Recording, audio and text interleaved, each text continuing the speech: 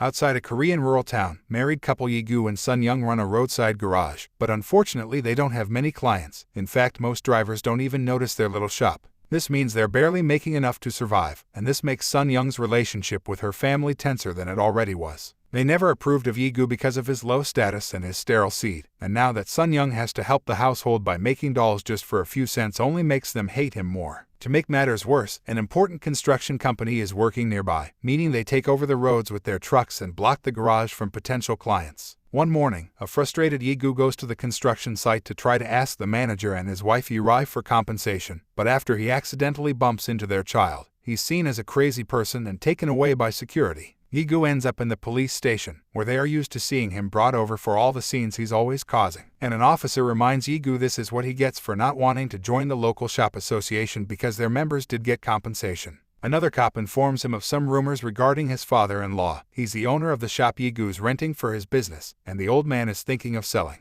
On his way home, Yi-gu sees a man with a broken truck and learns he's about to scrap it. So he points out that isn't necessary yet. Just by changing the valve it can run for a few more years. When Yi-gu arrives at his house, he asks Sun Young if the rumors are true, and she confesses her dad has been frustrated because they haven't been paying taxes. Yi-gu gets angry because she's been keeping this from him, and before the argument can escalate, he leaves the house to clear his head. The idea is to get some beer and cigarettes at the local grocery store, but he can't afford both, thus he ends up only buying cigarettes, having to change to the cheapest brand as well. However, the old lady in charge remembers Yi-gu from the time he took her granddaughter to school, and as thanks, she gifts him a beer can anyway. While enjoying his beer and cigarettes outside the store, Yi-gu is approached by the head of the shop association, Mr. Mun, and his men, who beat Yi-gu up for the advice he had given to the man with the truck. It turns out Mr. Mun had almost put his hands on those scraps for cheap and Yi-gu got in the way of his business. Later, when Mr. Mun is telling his friends what happened over dinner, the group starts gossiping about Sun Young's horrible marriage choice, and Mr. Mun leaves in a huff because he still harbors feelings for her.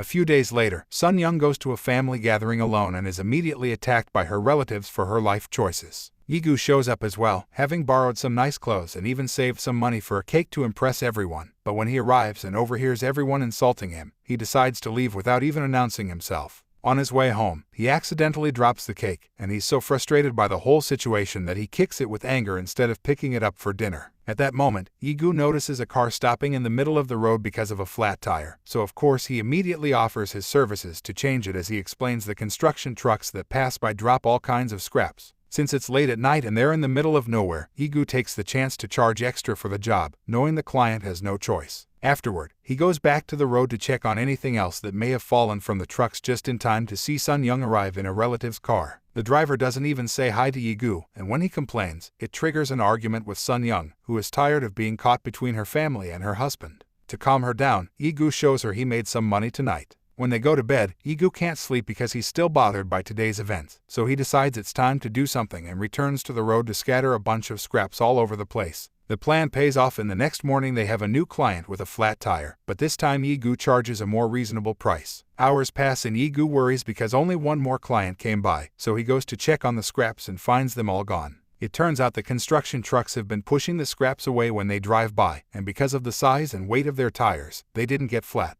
Not ready to give up yet, Yi-gu stays up late making more pointy scraps that he scatters on the road again, and this time he's discovered by Sun Young, who disapproves of the idea. These scraps could cause an accident or get Yi-gu arrested, but he changes his mind when he points out all the people that drive through this road are rich tourists that are always getting out of trouble through bribes, meaning there's nothing wrong with scamming them. As a final touch on his argument, Yi-gu also mentions wanting to save money to buy the shop from his father-in-law. Sun Young's initial skepticism slowly melts as days pass and she sees the money this idea brings in, finally allowing them to buy better food. One morning, Yi-rai's car is the latest victim of a flat tire, and while Yi-gu does his job, Sun Young offers her a drink and conversation to keep her happy and paying. However, Yi-rai is incredibly condescending towards them because of their social status, and when she hears Sun Young only makes 5 cents for every 10 dolls, she buys one for $10 out of pity. Feeling insulted at the fact she's being treated like a charity case, Sun Young finally goes all out and helps Yi-gu make an argument for why he needs to charge Yi-rai so much money just for a tire replacement.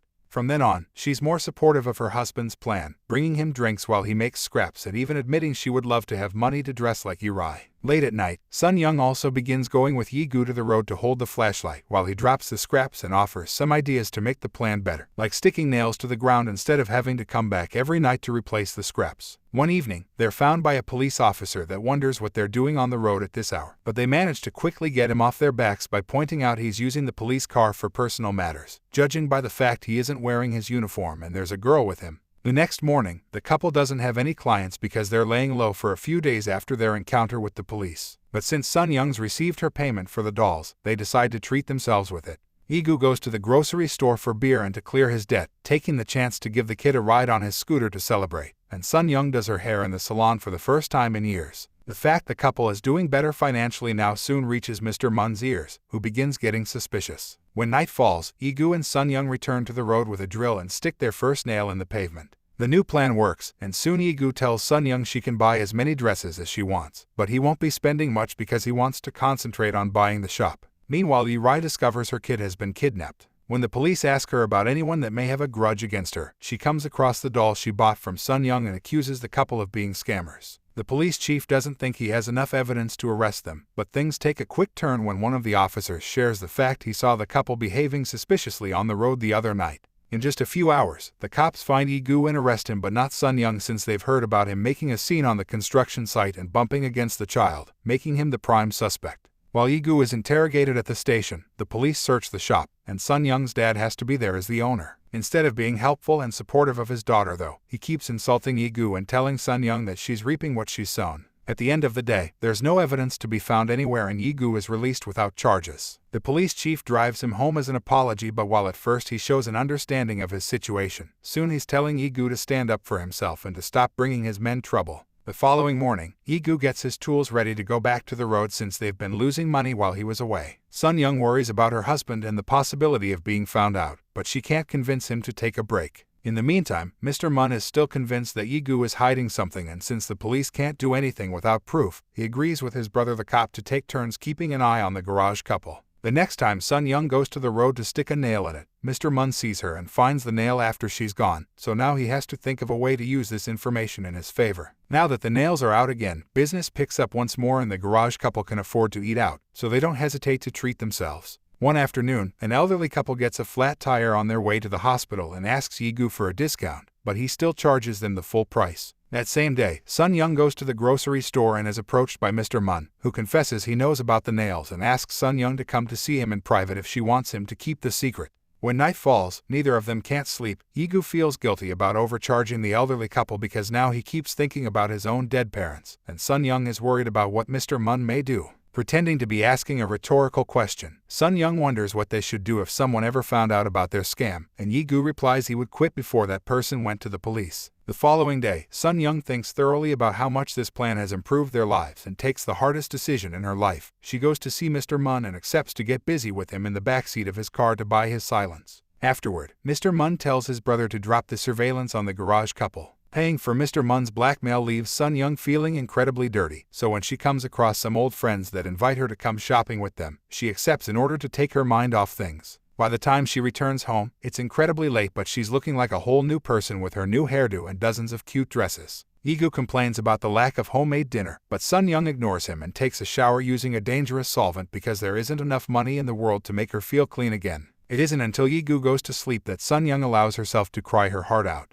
A few days later, a car crashes in the rice paddy near the garage. Knowing the police will be there soon, Yi-gu rushes to the road to take out the nails and notices a man coming out of the car. As soon as this man sees he isn't alone, he runs away as if he was guilty of something, so Yi-gu checks the car and discovers the kidnapped child. In just a couple of hours, reporters rush to the shop to interview Yi-gu, who is seen as a hero now, and even the governor comes by to congratulate him. Sun Young's father shows up too, suddenly pretending to have always loved his son-in-law just to have a chance to befriend the governor. The rescue of the child earns Yi-gu a hefty cash reward that he uses to finally buy the shop, although Sun Young refuses at first because her dad is charging them extra on purpose. Yi-gu is aware of this and buys it anyway because he enjoys being passive-aggressive toward his father-in-law while they sign the papers, shaming him in front of the whole family for scamming his own daughter. The couple also buys a nice car, but their spending doesn't stop there. Now that the town sees them as trustworthy heroes, they put nails on the road again and the business continues to bloom. They get an electric sign for the shop, fancy clothes for both of them, and even visit expensive restaurants, where they discuss the possibility of one day moving to the big city. This also means Yi-gu is getting most of the car repair business and leaving Mr. Mun with fewer clients, which causes him to call Sun Young to do more blackmailing, but Sun Young ignores his calls. From then on, a mysterious car begins following Yi-gu again.